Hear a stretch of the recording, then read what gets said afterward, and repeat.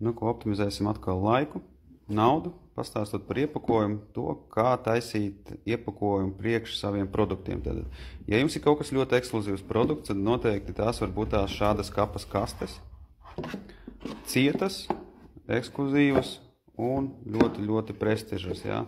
Bet, ja jums ir kaut kas vienkāršāks, tad noteikti es jums ieteiktu šādu te baltu kartonu. Tad, kas būtu jāsaprot? Uzreiz sāksim ar to, kas būtu jāsaprot. Jāsaprot ir tā, ir jūsu produkta svars un jūsu produkta pārvietošanās ceļš. Jo tajā mirklī, kad jums ir ļoti smags produkts, tad ir noteikti jātaisa speciāli biezāki iepakojumi, lai tā produktu līdz galam aizgādātu sveiku un veselu. Ja nē, tad vienkārši būs saplēsts produkts un tas vairs nebūs forši. Skatāmies ar šīm te lietām.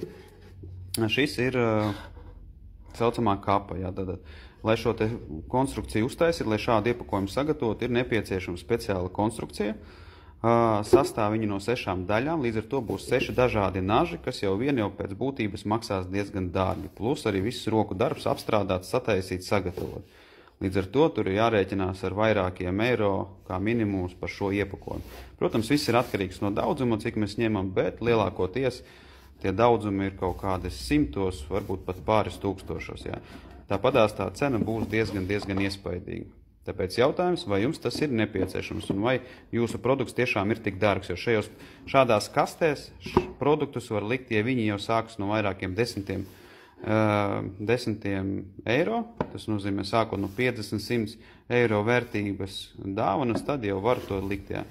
Ja nē, tad tas īstenībā nav forši, jo iepakojuma vērtība jābūt maksimums līdz 10%. Jo tas iet vairāk, tas nozīmē, ka kaut kas jau nav pareizi līdz galam sataisīts. Jā. Bet šeit ir ļoti vienkārši. Šeit uztaisam vienu konstrukciju, vienu nazu un gatavs. Jā. Un arī ražošanas process ir lielākoties visa līnija, tas nozīmē iekārtas, kuras visu šo sagatavo. Jā. Atliek mums tikai no sākuma izstrādāt tā, lai ir kvalitīvi, lai viss izskatās ok, notestēts, pārbaudīts.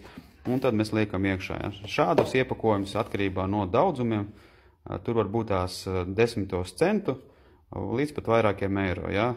Tas ir atkarīgs tiešām no daudzumiem, jo sākotnēji vienmēr būs lielākas summas dēļ tā, ka jāiegulda laiks ar nazim un jāiegulda arī laiks konstrukcijai un izstrādē visam sākotnējiem.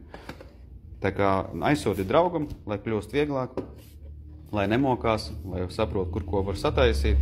Un kā var vienkāršot savu produktu. Jā. Mēs izstāstīsim šīs lietas, kā visu to izdarīt. Un droši komentē iekšā par tām lietām, ko tu vēlies varbūt tās, lai pastāstu, kas varētu atvieglot tavu ikdienas dzīvi. Tiekamies nākošajos video.